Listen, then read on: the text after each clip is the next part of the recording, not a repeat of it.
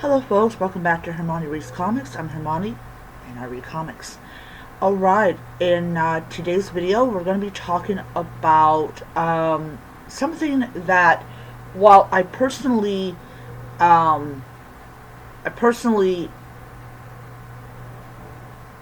don't believe if a comic book is good or bad until I actually sit down and read it. Prime examples, of course, is issues 3 and 4 of Batgirl and 3 and 4 of Wonder Woman, kind of being a thing where really nothing amazing or outstanding happens in it, and I promptly give it 2 stars apiece because nothing really amazing or exciting happens. Though I don't count Batgirl and her mother fighting a bunch of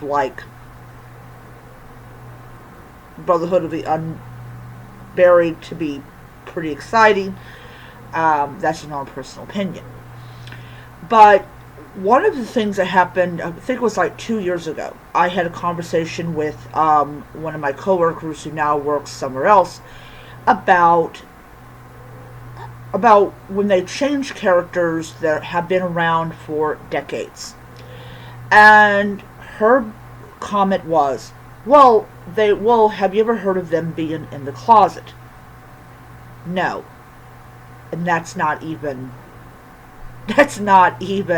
a logical argument.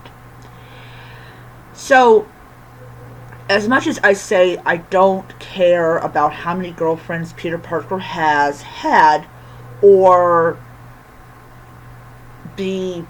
why are the Inhumans around, why are they whatever, or the idea that Batman gets turned into a werewolf, which, by the way, is badass, my own personal opinion. There is such thing as shoddy writing, shoddy story ideas, and shoddy everything. And I remember back in the early 90s, and I'll tell you something, I didn't even know comic books existed in the early 90s. I'm talking about early 90s, 90, 91, 92. Well, actually more like 90, 91. I actually saw my first comic book in 7-Eleven. And this was back when they had them on the little spindle thing. But they also had them on a magazine rack that was not the little spindle thing. And what's really weird is the spindle thing was for Marvel and independent ones, and the rack was for DC, which was weird. Nowadays you would say that was like a miniature comic book shop. And I remember the cover of Supergirl issue number 1, which I did not pick up at the time it had been printed, which I should have. But my mother was very aware of Superman and Batman, because she was because I pointed, oh yeah, that's Superman's cousin. I was like, what? Who's Superman? Who is Superman? And then, of course, she had me watch the Superman film so I would know who Superman was, because she didn't want an illiterate daughter. You don't know what something is? Here's a movie that has it. But anyways, so yeah, and these issues were a lot of people nowadays would say extremely outdated, because so nowadays if you look at modern comics, there is a lot of characters that were not gay or bisexual or lesbian in comics now, or they weren't heavily hinted that they were that way. They had a certain preference and all that. It was all about the storytelling, the visuals, and all that type of stuff. We didn't go into their personal lives. Now, one particular scene, I'll not repeat, that was interesting. but really, really it was around maybe, I don't really remember. But this was when the Comic Code Authority was really declining in importance. And this was when we discovered that in this particular Earth, I didn't know about multiverses or anything like that, but that that Felicia Harding happened to be a lesbian. And I wasn't fazed by that at all. I was not fazed. Black Cat has always been this sensual, seductive kind of character.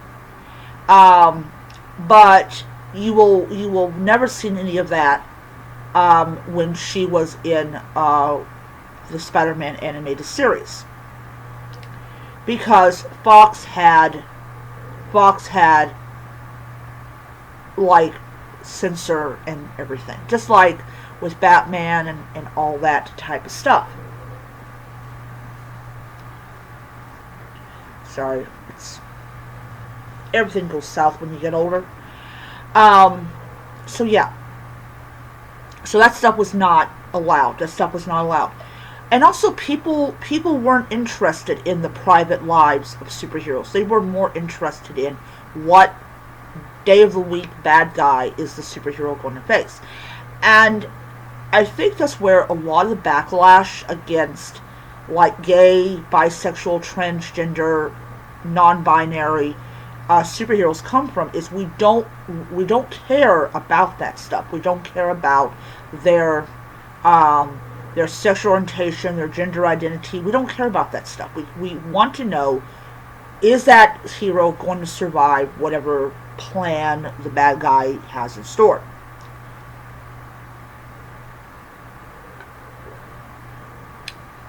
Just like I don't care about the personal lives of straight characters. I don't. I just want to know about what they're doing, as far as the bad guy is concerned. Now, some people say their personal life, their what they do after hours is important. No, it isn't. It's not important. And why it's not important is, I don't want to know what you had for dinner, and I don't want to know your sex life. That's just how I am. Now, what I like about the Black Label comics is that we get this very dark and gritty kind of world. And I expect that to have things in it that are shocking. Like the DC horror one. Oh, that was, yeah. That was something else. But yeah. So I have this view of comics in a very different way than, say, somebody who is in their teenage years or in their early 20s or even up to maybe their early 30s. I grew up with the comics when it was under the Comic Code Authority, and I absolutely loved the stories that came out of that. Even though it was tightly regulated and tightly controlled, they produced some of the best stories ever. But when those regulations were loosened and those regulations were disposed of, we got a lot of unnecessary comics. And this is why I personally believe that American comics are considered going literally downhill. Because you have that tight regulation, that tight whatever you want to call it, and you get some of the best stories that's ever come out. But then you get the non-regulation, the non-control, and you get crap. You literally get crap because there is this belief that people want to know the sexual life of these characters when people don't want to know this stuff. And then when you say, I don't want to know the stuff, you're labeled with homophobe or transphobe, or there's no biphobe. Ugh, I feel bad for you guys. But yeah. So you have that label that's put on you because you were raised in a different time, and your viewpoint about how um, how something used to be is, oh, it's outdated as you are, and then they also call you other names that have nothing to do with what it was, what the original label actually meant. They've called my brother a boomer, even though he was born in 1988.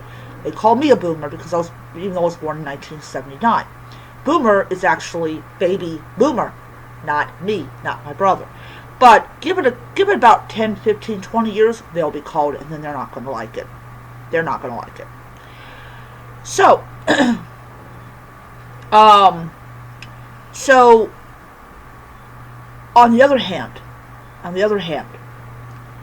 am not a gatekeeper.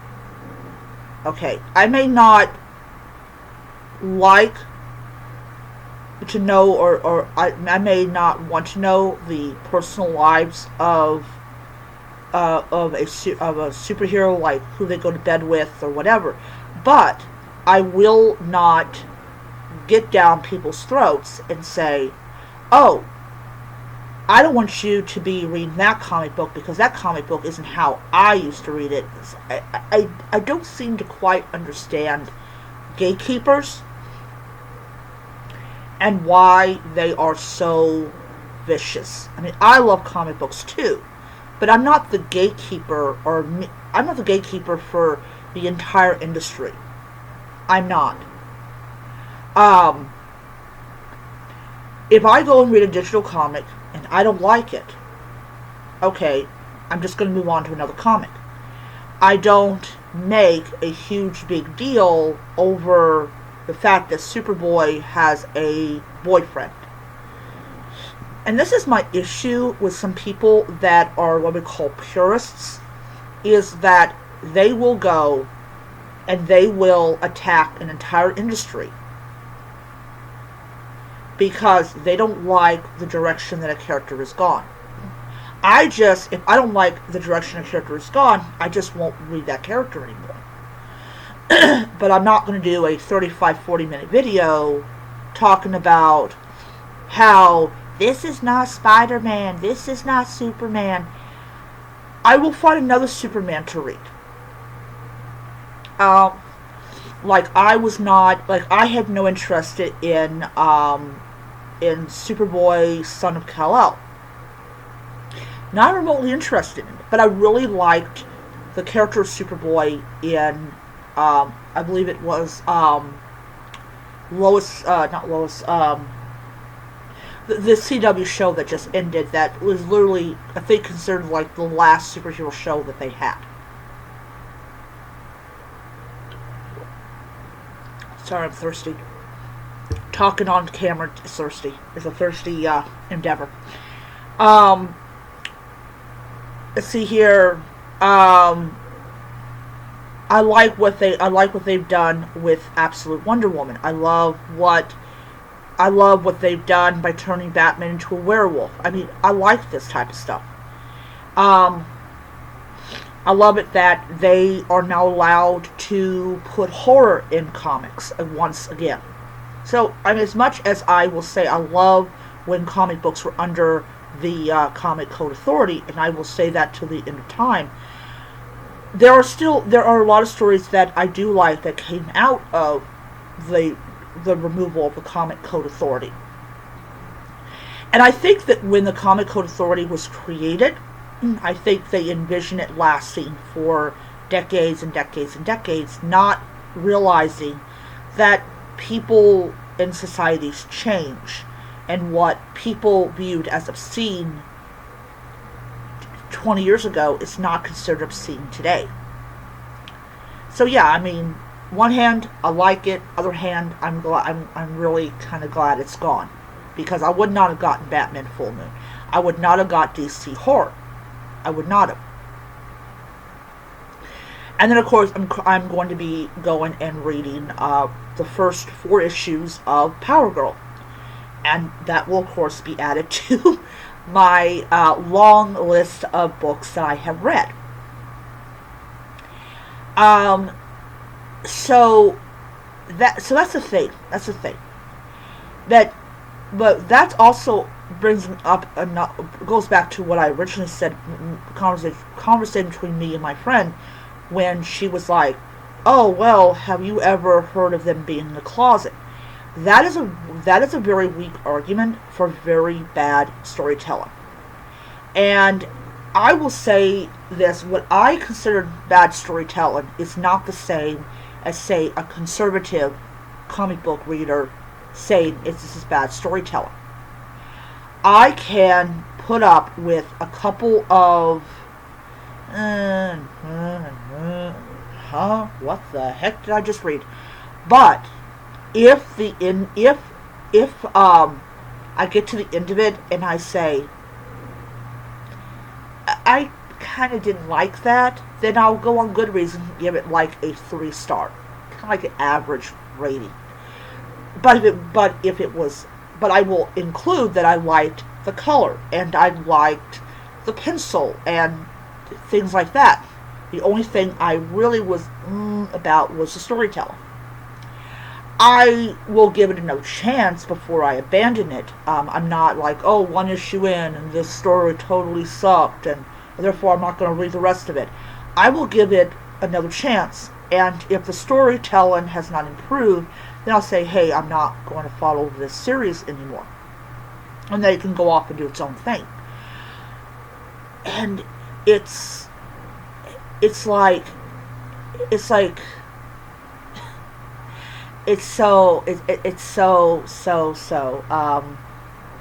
just, reaction people have when stories don't go the way that they want, and they don't want to read these characters anymore.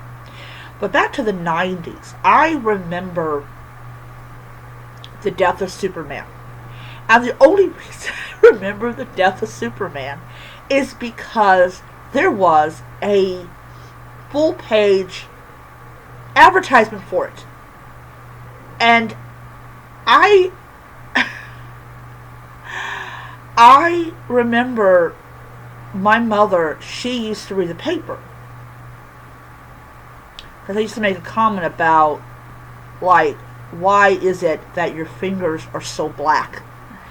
And I have worked kind of in newspaper, about as more of like putting inserts in really cold room, a really cold room. It was like so cold. It was so freaking cold. You put inserts in, and by the time you got done with it, your entire hands were black from the ink. That's how bad it was. But you put advertisements in it, and yeah, this is a 90s thing. It's a 90s thing. But in like the early, close to maybe, I forgot when the death of Superman was, but it was in the 90s. And comic book shops were absolutely just rushed with customers. And I kind of forgot about it. And then I was watching this documentary, and it's like, I remember that. I don't remember those comic book shop scenes, but I remember that particular event. And I did not even know, like, because I had just been introduced to Superman. I was like, how does Superman die? And Mom's like, I don't know how do you kill Superman? We were talking about this for quite a while, and my grandmother was like, no, it was my grandmother, it was a friend of hers, said, because that's what DC wanted to do. They wanted to kill Superman off. And then we kind of sat there and go, this is the dumbest thing I've ever heard of in my life. But it was enough to get people in the comic book shop. But nowadays, you have like DC Pride. And I just really find it to kind of be a catalog of like LGBT characters that their comic books are coming out. And there was a Flash who was gay, and her story was uninteresting. I mean, it's like, okay, I can get it that Barry Allen and all the other ones are Flashes. I can get that. I can totally understand that. But no, I just did not like. But I did like that one character. And I was like, I'm going to follow you when you come out. And when the character finally came out, I was hooked. I was like, is Batgirl going to get out of there? Because I wanted to know, were they going to rescue Batgirl? And, of course, they do rescue Batgirl. John Constantine's usual self. Yeah. He's his usual asshole self. But love him to death. Love him to death. But it was just how how the character was drawn and penciled, and not penciled, but colored, and Constantine being Constantine, which was a bonus for me in any situation. It was just something about the character and everything that just got my attention and made me want to read more of that person. But when we talk about people gatekeeping, like people got upset when Constantine came out several years ago. My mother absolutely loved Constantine, and they got rid of the fact that Constantine is bisexual. I did notice.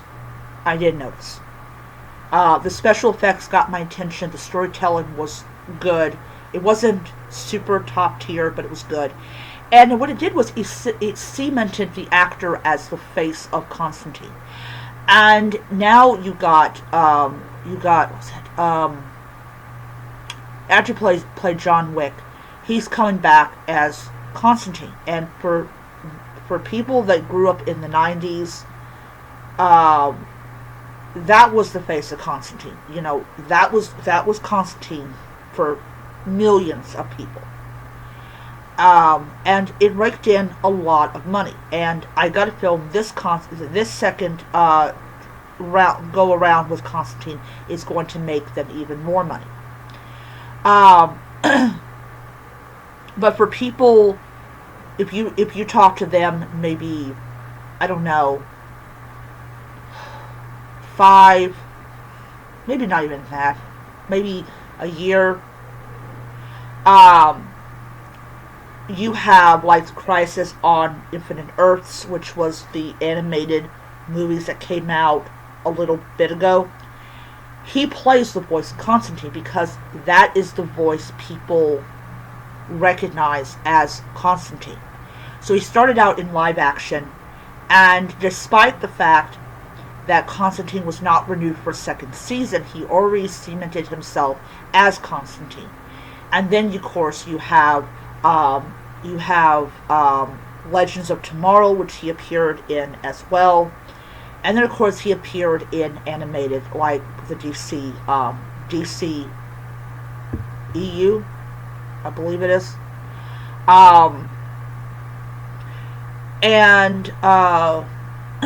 He became a member of the Justice League and everything. And he also became a member of Justice League Dark, which I believe Batman also became a member of that. I'm not exactly sure, but I do know that he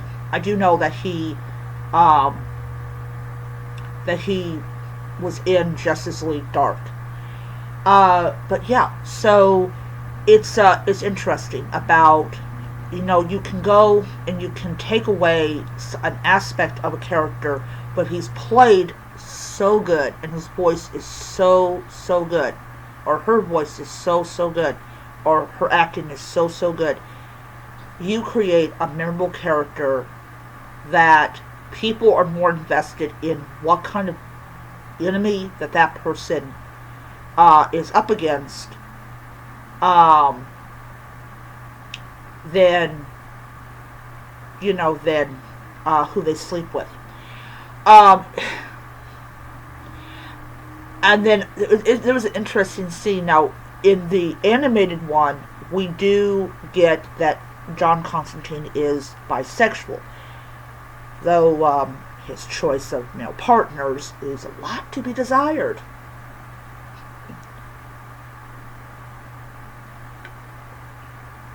There is a I think it's Apocalypse War, I believe it is, which leads which leads him to come in contact with the Spectre. But that was after Justice League Apocalypse War, Justice League Dark Apocalypse War. There's a scene um, where he's with Raven, and he's basically like, shit. My ex is here. He says another word for it. And Raven thinks that he's talking about Harley, and she goes, "You and Harley, Rose." And then he says, "Do I look like I'm crazy?" If the X is the person next to Harley, who is King Shark, which I will say, he's still crazy. It doesn't matter. Doesn't matter which of the two you take. You're still crazy enough to do it. But it also kind of hints that King Shark is also bisexual, or he might be gay. I don't know. But the fact is that he did that was not a good choice. But that's the point I'm making. Is the scene was funny to me. I got a big, huge chuckle out of it, and because I was there to be entertained, I wasn't there to analyze the scene and make statements. I just thought it was hilarious that Constantine thinks that King Shark is not dangerous, even though he is. But Harley is. If Constantine went out with her, it would be crazy. But yet he'll be with someone who eats people. I also think the reason that King Shark did not ever try to eat Constantine was because he knew that Constantine had magic and could possibly blast him against the wall. That's probably the huge reason that he never did that. But I also find it kind of they're just kind of putting out there that Constantine will be with anyone, and it doesn't matter if it looks like bestiality. I'm sorry, it looked like freaking bestiality to me. It just did. It's just like you dated and you had relations with an animal. Constantine, I don't know what you were drinking, but that's not normal in any situation. Okay? But anyways, but yeah, so I got the chuckle out of it, and then I'm thinking, yeah, he's into bestiality for some unknown reason. But yeah, so it's interesting. But as I said, gatekeepers, to finish off this video, I'm going to say this: gatekeepers exist everywhere, and that is unfortunate. And it can be a double-edged sword. You can either change a person's sexual orientation or gender identity, and people will lose their shit. Or you can exclude it, and people will lose their shit. And gatekeepers are a nightmare. This is why I am not one. This is why I do recognize that certain fandoms are toxic, which they are. And I'm not saying this to be politically correct. I'm saying this because I see it. And it also doesn't end with just the comic books. Like when Tobey Maguire was Spider-Man, the idea that he produced his own webbing without the use of anything like mechanical, like the web shooters, people got upset about that, but it wasn't enough to keep them out of the movie theaters. Tobey Maguire's Spider-Man, all three movies did very well. And everything. And even when they did Miles Morales, which also was hugely successful, gatekeepers came out in droves. They're like, oh, he's not Spider-Man. Oh, how dare we have another Spider-Man? And a lot of people got the feeling that this was racist. This is like, oh, there's only one Spider-Man. But then you're into the idea of like the multiverse and everything. And it actually produced some characters that I personally didn't like. I personally did not like. But I did not ruin it for people that did enjoy those things. And that's why I make the point that I'm going to end this video on, that gatekeepers are nasty. And as far as I know of, Miles Morales is still a vampire. I need to look it up, see if they cured him of his vampirism.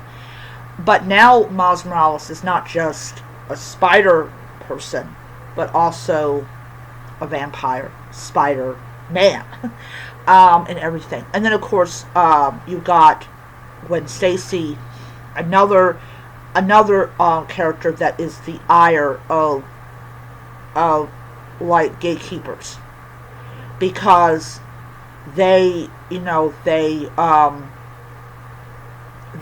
doing that. Alright, so I'm going to make another video. I'm going to be talking about what I've been hearing, that's Gwen Stacy's going to be resurrected from the dead as Spider-Gwen. That'll be its own video, and everything. So, I'm going to end it here, and I will see you around. Bye.